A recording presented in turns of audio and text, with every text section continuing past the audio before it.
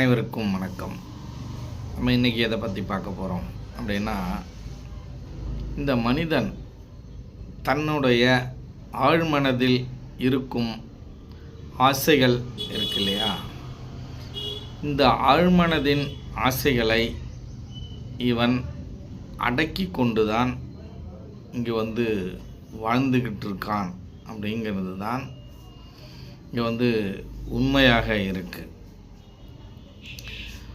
ஒரு மனிதனுடைய மனதின் தன்மை இருக்கு இல்லையா, இந்த மனதோட தன்மை என்பது எண்ணங்கள் வழியாக இங்கே பரவி கிடக்கு. இந்த எண்ணத்தினால்தான் மனிதன் செயல்பட்டு கொண்டிருக்கிறான் என்பது உண்மையான ஒரு ஒப்புக்கொள்ளக்கூடிய ஒரு விஷயம்.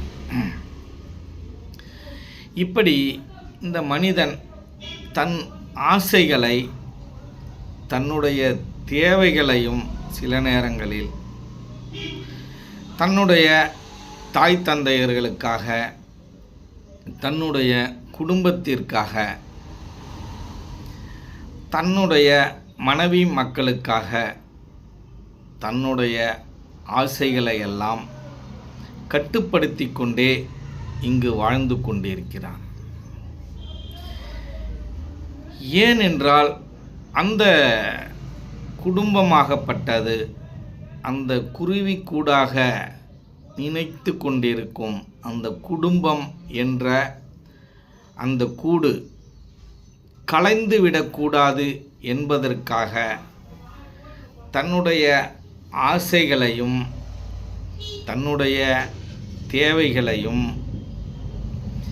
தன்னுடைய ஆதங்கங்களையும் தன்னுடைய உண்மைகளையும் இவன் பொறுத்து கொண்டு அடக்கி கொண்டு வாழ்ந்து கொண்டு இருக்கிறான். தேவையில்லாத சட்டத்திட்டங்களையும், இந்த சமுதாயம் போட்டிருக்கக்கூடிய தேவையில்லாத சட்டத்திட்டங்களையும் இவன் பொறுத்து கொண்டு இந்த உலகத்தில் வாழ்ந்து கொண்டிருக்கிறான். ஆனால் இதை மீறி சில பேர் வாழ்ந்து கொண்டிருக்கிறார்கள். அவர்களை தான் நாம் என்னவென்று சொல்கிறோம் என்றால் சமூக விரோதி என்று சொல்கிறோம். ஆனால் அந்த சமூக விரோதிகள் ஒரு விதத்தில் என்ன செய்கிறார்கள் என்றால் அவர்கள் ஆசைப்படி வாழ்ந்து கொண்டிருக்கிறார்கள். ஏன்னால் இந்த சமூகத்தை விரோதித்து கொண்டு வாழ்ந்து கொண்டிருக்கிறார்கள்.